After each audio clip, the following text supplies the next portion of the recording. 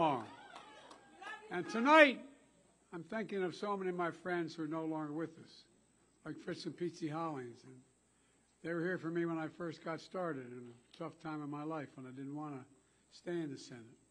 They embraced me. They included me in everything, kept me going. They're always with me in spirit. The same goes for Emily Clyburn. You know, Jim was the reason that I'm president, because he endorsed me and got all you to help me. But I later learned Emily convinced him to endorse me. Jim, we miss her, and you're the best friend anyone could have. Folks, if I were smart, I'd say thank you and leave, because Jim made the case for me better than I can make the case for me. But folks, and I love Columbia so much, I ask your former mayor to join me in the White House. We're fortunate to have Steve Benjamin at my side. But we're really fortunate we put his better half on the federal bench. She's doing an incredible job. Just like I'm fortunate for my better half, Jill, who was here in Columbia last night, with the women of Alpha Kappa Alpha, excuse me. She had a wonderful time. And we've got so many real leaders here. 2 former chairs of the Congressional Black Caucus, Joyce Beatty, and you heard Marcia Fudge, don't mess with Marcia. And my home state senator, Chris Coons, who, a real quick story, when my son passed away, well, anyway, Chris was just wonderful. He wouldn't take the job, he wouldn't run until he knew it was okay. We had to call Chris and say, Chris, please run, because it was Bo's chair, he said. Our great DNC chairman, Jamie Harrison from South Carolina.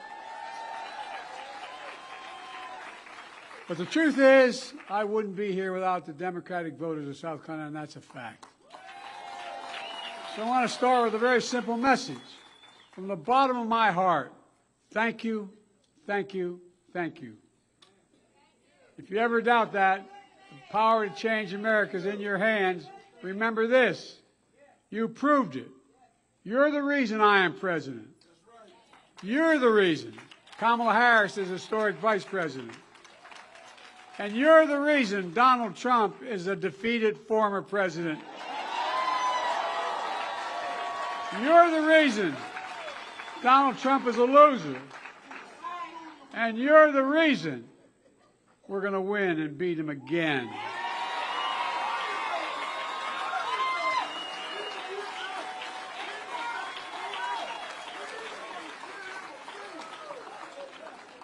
Nearly 4 years ago, I came to Columbia to celebrate a primary victory. And I said then, and I quote, "For all those who've been knocked down, counted out, left behind, this is your campaign." That same message has defined my presidency. I'm determined. No.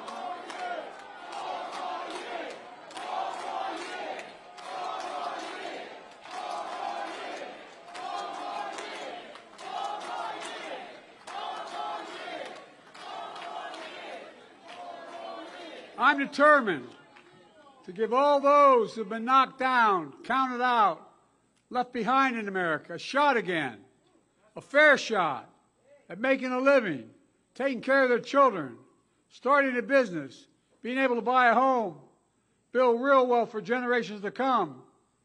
Now, maybe Donald Trump and his MAGA friends believe that they have to hold us down to lift everybody else up. I don't believe that. I believe that America is big enough, strong enough, blessed enough for all of us to succeed. And that's why we're finally building an economy that grows from the middle out and the bottom up instead of trickle-down economy from the top. Because when you do that, the poor have a ladder up, the middle class do well, and the wealthy still do very well. We all do well. Just think back to the mess Donald Trump left this country in. a deadly pandemic, economic freefall, a violent insurrection. I promised to do everything in my power, I said at the time, to get us through one of the toughest periods in our history. And together we are. We vaccinated America. We created a record 14 million new jobs in 3 years. Let's get something straight. Trump talks about putting checks in pockets, but in 2021, as soon as I came to office, I was the guy who sent every one of you those $1,400 checks. On top of that, I sent those $300 checks per child, per family, per month for hardworking families. That was thousands of dollars in pockets to get people through a real crisis. And here's what it did.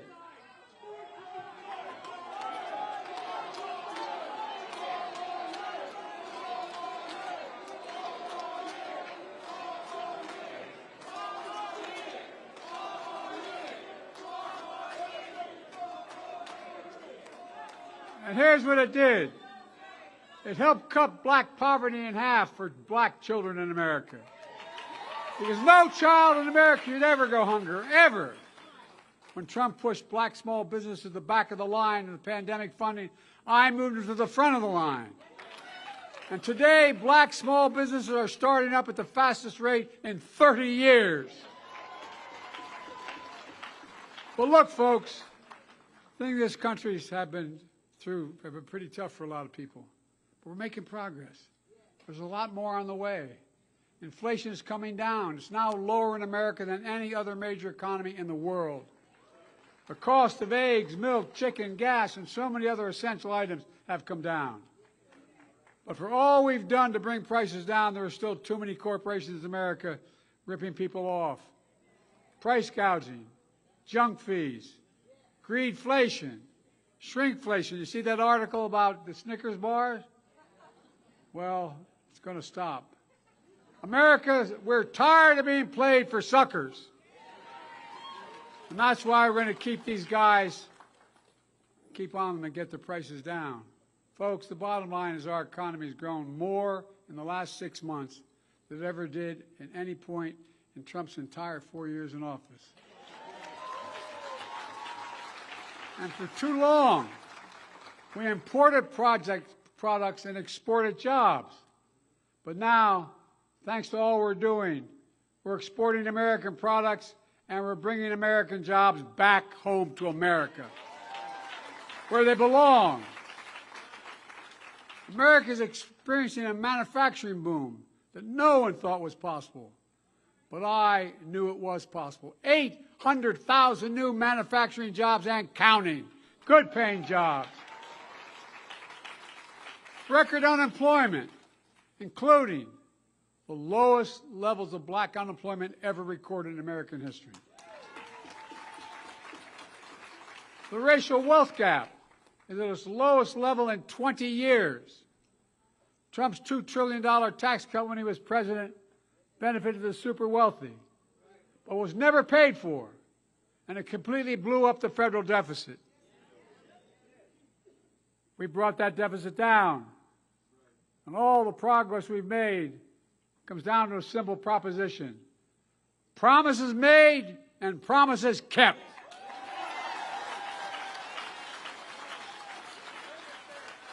I promised, as Jim pointed out, that we beat Big Pharma, that charges more for prescription drug prices in America than anywhere else in the world. The same company, the same prescription. And we did. $35 a month insulin for seniors instead of $400 a month or more. As Jim pointed out, we tried to make that $35 available for everybody, but the Republicans blocked us. But with our vote in 2024, we're going to make it happen for everyone. Everyone. As Jim pointed out-of-pocket costs for seniors for all the prescriptions will soon be capped at $2,000 a year, even for expensive cancer drugs that cost $10,000, $12,000, $15,000 a year. I protected and expanded the Affordable Care Act, giving millions of families over $800 in premiums and protecting their care from pre-existing conditions. And, by the way, basically doubling the Pell Grants was another issue, but that's Look, today, more Americans, more black Americans have health insurance than ever in history. A promise made and a promise kept. I promised to help ease accumulated student debt for millions of folks carrying during the crisis of the pandemic. The Supreme Court blocked me, but it didn't stop me. I found another way to help more than 3.7 million people, teachers, nurses, police officers, firefighters, with $130 billion in relief, and causing the economy to grow faster as a consequence of that. And another 25,000 people a month, beginning next month, are going to start to get their student loans forgiven because they're getting notified with a letter from me, you're about to get that relief. Because of their public service.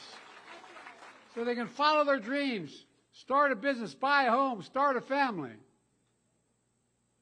And I'm not done. Promises made and promises kept. I promise you, we make record investment in HBCUs, including South Carolina's 8 HBCUs. HBCU students are just as talented as any student in America. But their colleges and universities don't have the funding and endowments for the cutting-edge laboratories and research centers. Well, I've invested so far $7 billion in HBCUs and counting to help support our brilliant HBCU students. And again, a promise made and a promise kept.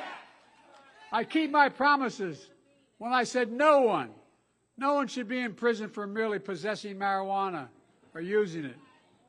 And the record should be expunged. A promise made and a promise kept. Folks, I made a commitment to have an administration that looks like America, to tap into the full talents of our nation.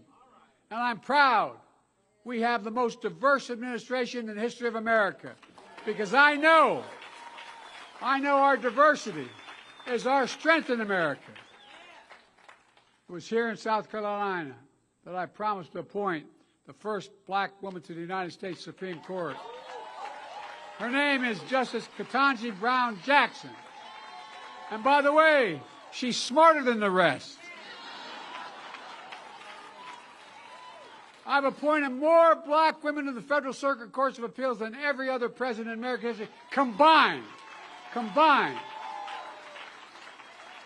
A promise made and a promise kept.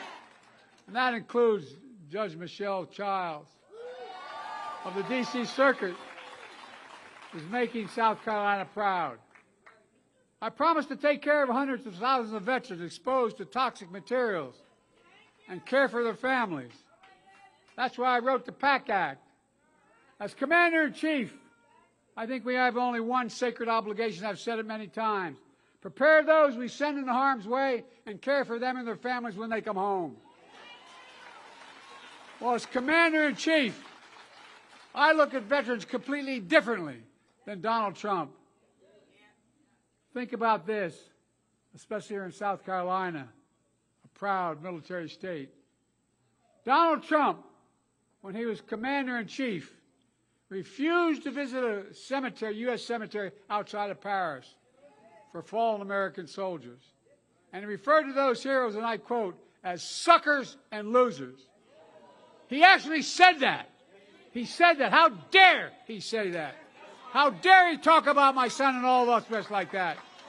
Look, I call them patriots and heroes. The only loser I see is Donald Trump.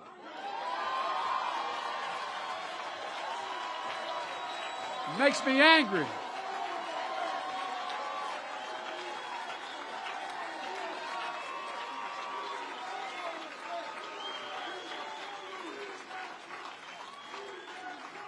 I apologize for losing my temper, but it really, really, really offends me.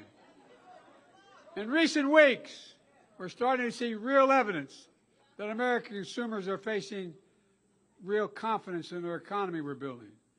Let me tell you who else is noticing that. Donald Trump.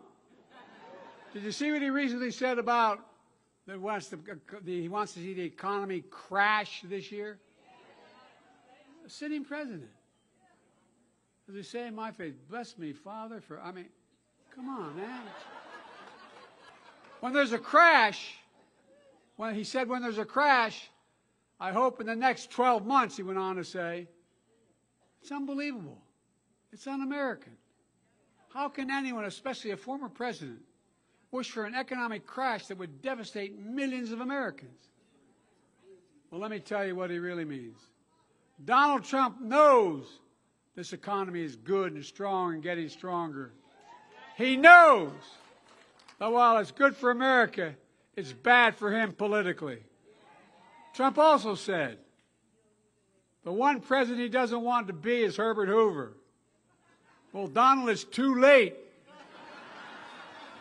There are only two presidents in American history who left office with fewer jobs than they took office.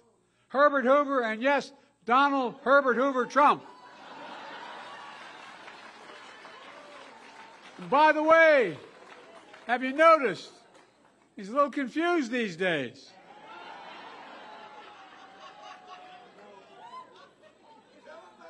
He apparently can't tell the difference between Nikki Haley and Nancy Pelosi. Well, folks, we're making real progress on one of the most important issues we're facing, security at the border. The first bill I introduced was for a massive change in security at our border. 2 months ago, my team began to work with a bipartisan group of senators to put together the toughest, smartest, fairest border security bill in history, the best one the nation's ever seen. It would finally provide the funding I requested early on and again in October to secure our borders. It includes an additional 1,300 border patrols. We need more agents on the border.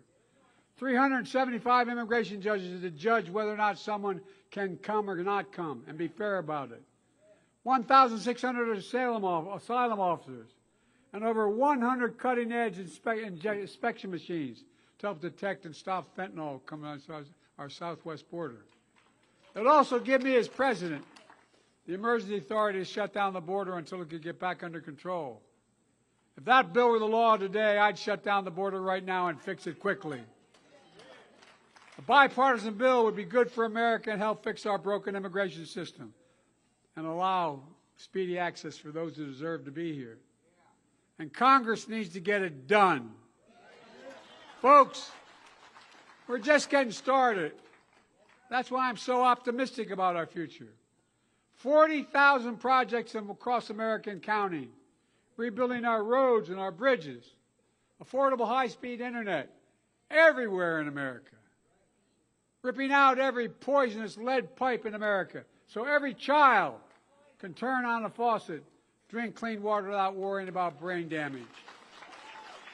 We passed the most significant gun safety law in decades, and I will not stop until we once again ban assault weapons, as I did once.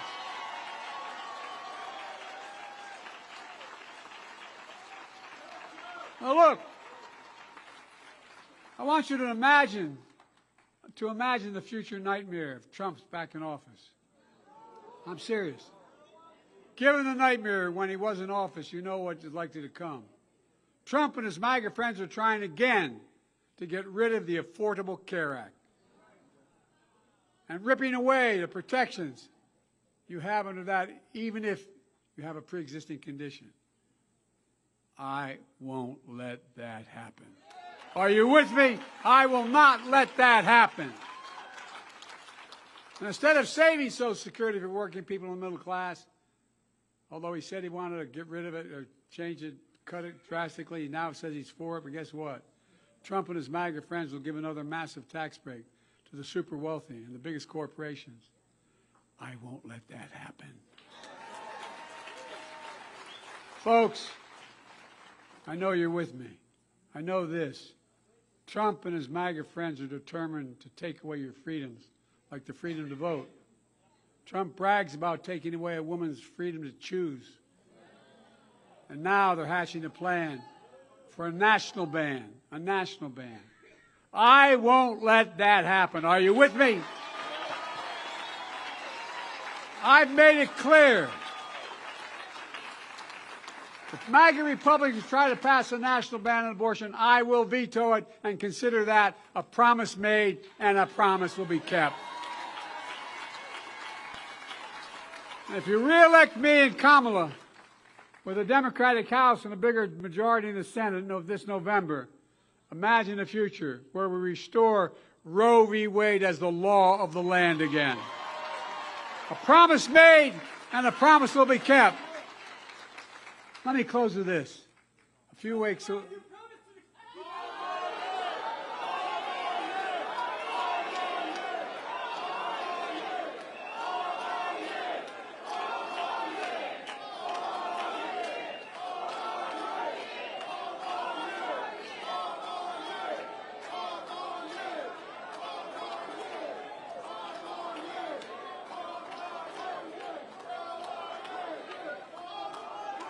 let me close with this.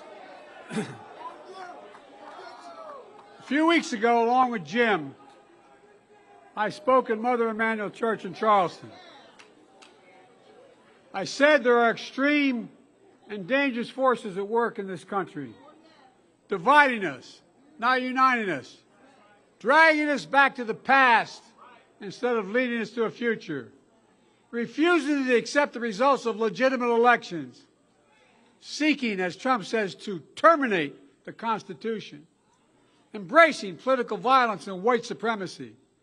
I said in Charleston, there's a second lost cause emerging in America. The first lost cause perpetuated the lie that slavery wasn't the cause of the Civil War. And we've been paying the price for that lie for generations. The second lost cause is Trump's big lie that the 2020 election was stolen. We cannot allow that lie to live either because it threatens our very democracy. Folks, there are truth and there are lies. Lies told for power. Lies told for profit. We must call out these lies with a voice that is clear and unyielding. The Bible teaches we shall know the truth and the truth shall set us free.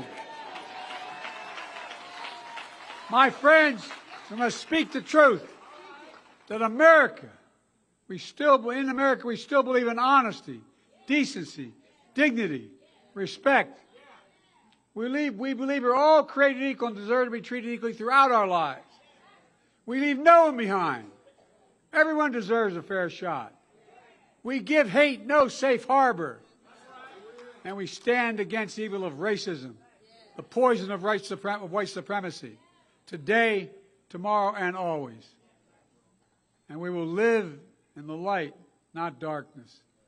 We'll stand with the truth and defeat the lies. And when we do, we'll be able to look back and say something few generations have been able to say. America's democracy was at risk, and we saved it. Are you with me? Let's finish what we started. February 3rd is your primary, the first in the nation. Organize, mobilize, vote. Let's remember who we are. We're the United States of America. And there's nothing beyond our capacity if we stand together. God bless you all, and may God protect our troops. Thank you, thank you, thank you.